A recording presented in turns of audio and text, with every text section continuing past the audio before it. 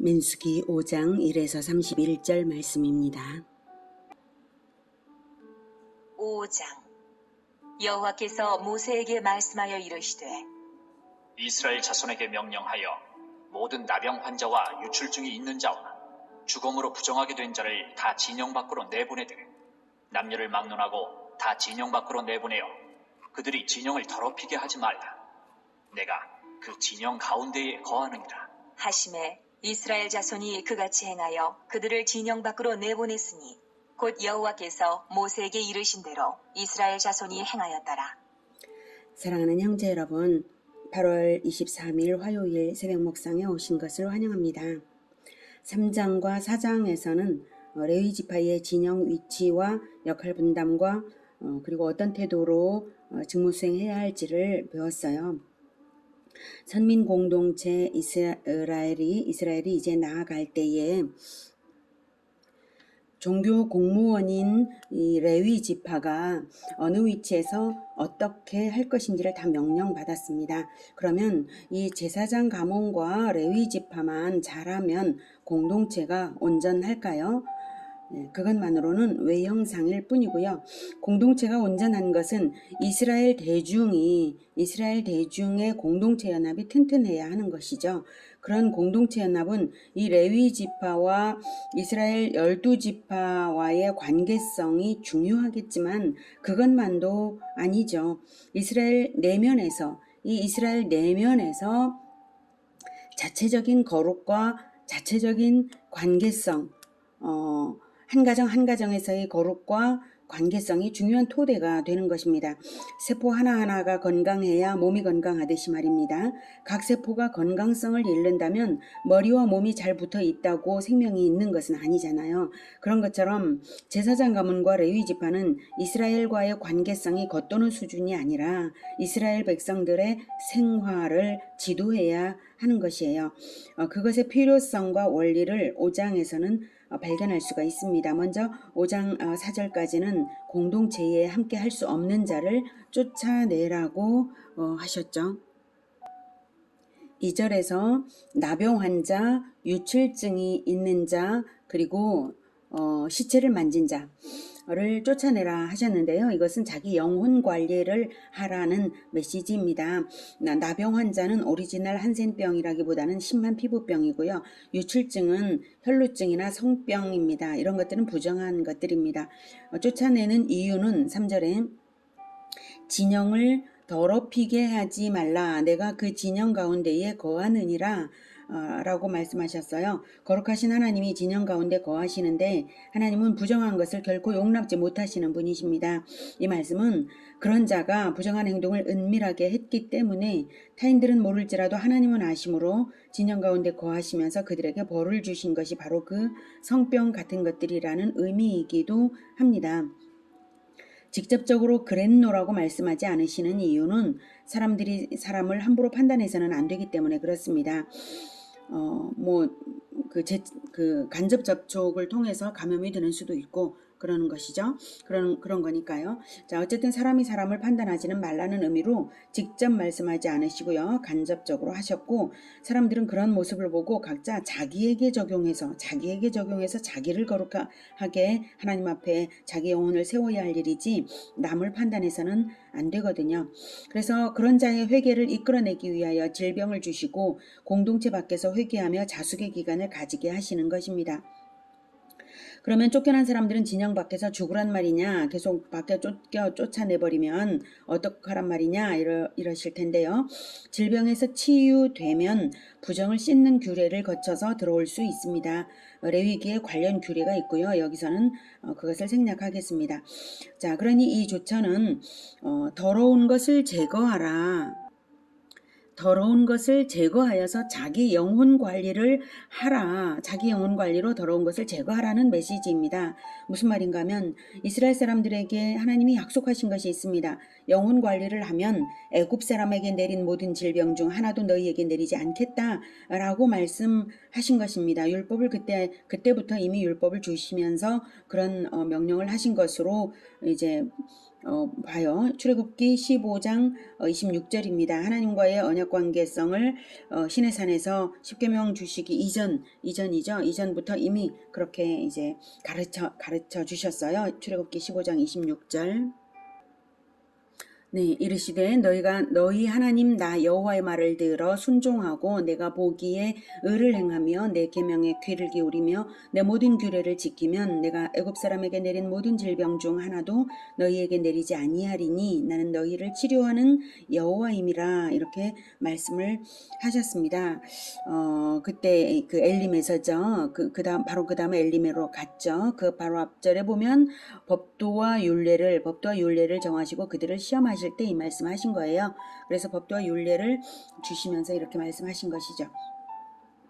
자, 뭐가 영혼 관리인가요? 바로 의를 행하며 내 계명에 의를 행하며 내 계명에 귀를 기울이며 내 모든 규례를 지키는 것이 바로 영혼 관리입니다.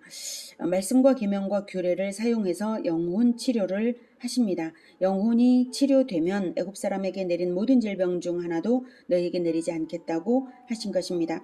그래서 질병과 죄가 반드시 1:1 대응은 아니지만 이러한 부정 상태에 빠진 사람은 무언가 자기 영혼을 관리해야 할 어떤 점이 있을 것이라고 스스로 묵상하고 회개하게 되는 것이죠. 그렇다고 환자를 함부로 판단하지는 마십시오. 나면서부터 약골로 태어나는 아기도 있고 나면서부터 장애를 가지고 태어나는 아기도 있고 그런 아기가 자기 죄 때문에 그런 건 아니잖아요. 또 시대에 따라 하나님은 다르게 일하기도 하시니까요. 예. 그리고 실로암 못에 가서 눈을 씻어서 선천적 시각장애를 치료받은 사람 이야기가 신약성경에 나오죠. 그 사람에 대해서는 예수님은 그 사람에 대해서 그의 죄 때문도 아니고 그의 부모의 죄 때문도 아니고 다만 하나님이 하시는 일을 나타내시려고 그가 장애로 태어났다고 말씀하셨습니다. 그런 경우도 있습니다. 그러니 판단은 금물이고요. 다만 자기 영혼은 관리를 하라 이것입니다. 민수기 5장의 이 명령들은 율법을 주시던 그 당시에는 그렇다는 것이고요. 그래서 자기를 돌아보게 하시는 목적인 것입니다. 남을 함부로 판단하라는 것은 결코 아닙니다.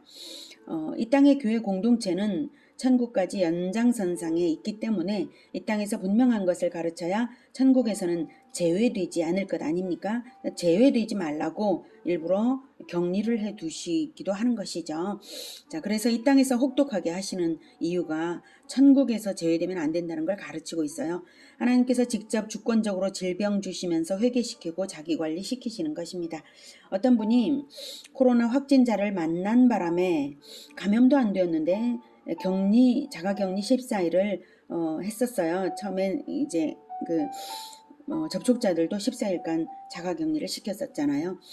엄청 기도를 그때 하게 되더라고 하는 말씀을 들었습니다. 이렇듯 하나님이 개별적으로 섬세하게 작업하시는 것이 모든 사람들에게 있습니다. 하지만 그것은 하나님이 각 개인에게 하시는 일이지 그렇다고 이스라엘 공동체가 병으로 쫓겨난 사람에게 사회적 낙인을 주지는 않았습니다. 그들이 공동체 안으로 들어올 자격을 갖추도록 기다려 주었습니다. 그것이 하나님이 거하실 만한 공동체가 되는 것이죠. 미리암의 경우를 보면 그것을 확인할 수가 있습니다. 민수기 12장 8절부터 네, 보면 8절에 너희가 어찌하여 내 종 모세 비방하기를 두려워하지 아니하느냐 라고 하나님께서 말씀하시면서 진노하셔서 미리암과 아론에게서 아론을 꾸짖고 떠나셨을 때에 그때에 구름이 장막 위에서 떠나갔고 미리암은 나병에 걸려 눈과 같더라 라고 말씀하셨어요. 이제 미리암과 아론이 모세를 비방했기 때문에 그때 모세의 지도력이 흔들리면 이스라엘 전체가 흔들리거든요. 예, 그들의 비방이 또 그렇게 타당하지도 않았습니다. 그래서 이제 모세를 질투하면서 이제 권력욕으로 그런 모세의 약간의 그 꼬투리를 잡아가지고 비방한 적이 있었어요. 그래서 이제 오히려 이제 그 교만한 미리암이 나병에 걸리도록 하나님께서 일하신 것입니다.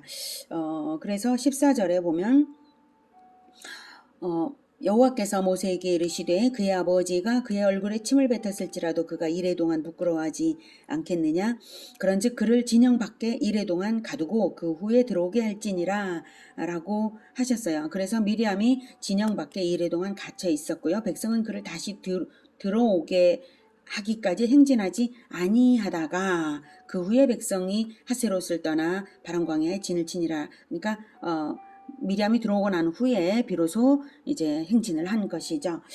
이렇게 하나님께서 이제 거하실 만한 공동체로 관리하시기 위하여서 지도자들 가운데 알력이 생겼던 것을 하나님께서 직접 관리하신 것입니다. 그래서 교만에 대해서, 미리암의 교만에 대해서 나병을 주셨던 것이지만, 그러나 그 자숙 기간을 거쳐서 깨끗게 하여 주셨고, 그리고 돌아오게 하셨다는 것을 확인할 수가 있습니다. 그래서 자숙 기간을 거쳐서 돌아오게 하라. 이것이 더 중요하죠. 자, 아무튼 이러한 질병을 통하여서 하나님께서 하시는 목적은 더러운 것을 제거하라, 자기 영혼 관리를 하라는 것이고요. 그 다음 원리를 이제 5절 이하에서 보겠습니다. 여호와께서 모세에게 말씀하여 이르시되 이스라엘 자손에게 이르라.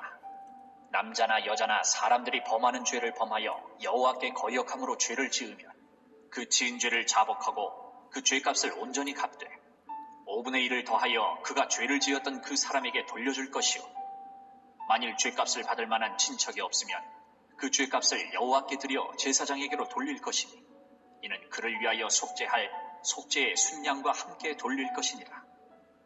이스라엘 자손이 거제로 제사장에게 가져오는 모든 성물은 그의 것이 될 것이라. 각 사람이 구별한 물건은 그의 것이 되나니 누구든지 제사장에게 주는 것은 그의 것이 되느니라. 네, 하나님이 거하실 만한 공동체로 관리하는 둘째 명령은 대가를 치러서 용서받으라는 것입니다. 이웃관계 관리를 하라는 것입니다. 6절에 사람들이 범하는 죄를 범하여 라고 하는 것은 사람들을 상대로 범하는 다양한 죄들이라는 의미입니다. 재산권 침해, 인권 침해 등등. 그런데 그 죄들이 사람들을 대상으로 했다고 해서 사람에게만 지은 죄가 아니라 바로 여호와께 거역함이라고 말씀을 하시는 것입니다. 즉 대인적 범죄는 대신적 범죄다라는 것을 알려주시는 거예요. 대인적 범죄가 신과 하나님과 관계가 무관한 것이 아니라 모든 대인적 범죄는 다 대신적 범죄가 된다. 이것을 가르쳐 주시는 것이고, 그래서 손해배상과 속건제를 다 행하라 라고 명하십니다. 반드시 대가를 치러라.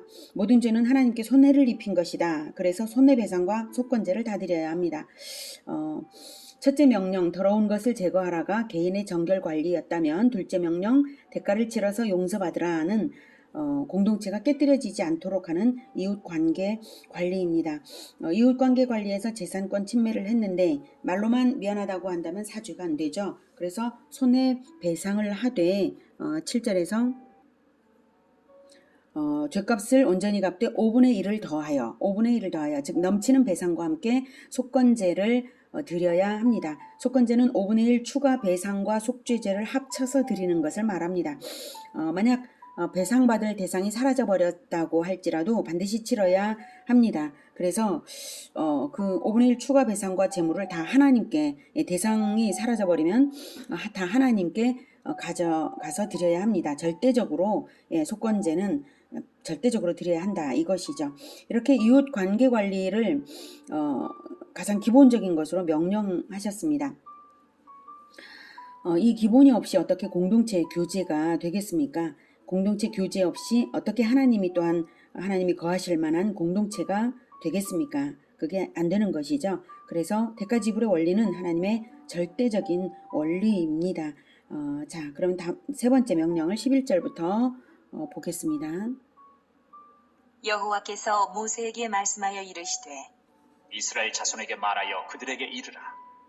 만일 어떤 사람의 아내가 탈선하여 남편에게 신의를 저버렸고 한 남자가 그 여자와 동침하였으나 그의 남편의 눈에 숨겨 드러나지 아니하였고 그 여자의 더러워진 일에 증인도 없고 그가 잡히지도 아니하였어도 그 남편이 의심이 생겨 그 아내를 의심하였는데 그의 아내가 더럽혀졌거나 또는 그 남편이 의심이 생겨 그 아내를 의심하였으나 그 아내가 더럽혀지지 아니하였든지 그의 아내를 데리고 제사장에게로 가서 그를 위하여 보리가루 10분의 1 에바를 헌물로 드리되 그것에 기름도 붓지 말고 유향도 두지 말라. 이는 의심의 소재요 죄악을 기억나게 하는 기억의 소재라. 제사장은 그 여인을 가까이 오게 하여 여호와 앞에 세우고 토기에 거룩한 물을 담고 성막 바닥에 티끌을 취하여 물에 넣고 여인을 여호와 앞에 세우고 그의 머리를 풀게 하고 기억나게 하는 소재물 곧 의심의 소재물을 그의 두 손에 두고 제사장은 저주가 되게 할 쓴물을 자기 손에 들고 여인에게 맹세하게 하여 그에게 이르기를 내가 내 남편을 두고 탈선하여 다른 남자와 동침하여 더럽힌 일이 없으면 저주가 되게 하는 이 쓴물의 해독을 면하리라. 그러나 내가 내 남편을 두고 탈선하여 몸을 더럽혀서 내 남편 아닌 사람과 동침하였으면 제사장이 그 여인에게 저주의 맹세를 하게 하고 그 여인에게 말할지니라. 여호와께서 내 넓적다리가 마르고 내 배가 부어서 내가 내 백성 중에 저주거리 맹세거리가 되게 하실지라. 이 저주가 되게 하는 이 물이 내 창자에 들어가서 내 배를 붓게 하고 내 넓적다리를 마르게 하리라 할 것이요 여인은 아멘 아멘 할지니라. 제사장이 저주의 말을 두루마리에 써서 그 글자를 그 쓴물에 빨아놓고 여인에게 그 저주가 되게 하는 쓴물을 마시게 할지니 그 저주가 되게 하는 물이 그의 속에 들어가서 쓰리라. 제사장이 먼저 그 여인의 손에서 의심의 소재물을 취하여 그 소재물을 여호와 앞에 흔들고 제단으로 가지고 가서 제사장은 그 소재물 중에서 한 움큼을 취하여 그 여자에게 기억나게 하는 소재물로 제단 위에 불사르고 그 후에 여인에게 그 물을 마시게 할지라. 그 물을 마시게 한 후에 만일 여인이 몸을 더럽혀서 그 남편에게 범죄하였으면 그 저주가 되게 하는 물이 그의 속에 들어가서 쓰게 되어 그의 배가 부으며 그의 넓적다리가 마르리니 그 여인이 그 백성 중에서 저주거리가 될 것이니라. 그러나 여인이 더럽힌 일이 없고 정결하면 해를 받지 않고 임신하리라. 이는 의심의 법이니 아내가 그의 남편을 두고 탈선하여 더럽힌 때나 또는 그 남편이 의심이 생겨서 자기의 아내를 의심할 때에 여인을 여호와 앞에 두고 제사장이 이 법대로 행할 것이라. 남편은 무죄할 것이요 여인은 죄가 있으면 당하리라.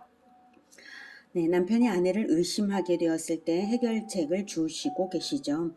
남편은 아내를 데리고 제사장에게 즉 하나님께 가고 제사장은 아내에게 의심의 소재물 또는 기억나게 하는 소재물을 하나님께 올려드린 후에 여자에게 맹세시키고 저주가 되게 하는 물을 마시게 합니다. 그러면 정결하면 아무 일 없고 임신도 되는데 부정하면 내장에 병이 생기고 넓적다리가 마르는 즉 임신기관에 문제가 생기고 임신할 수 없게 됩니다.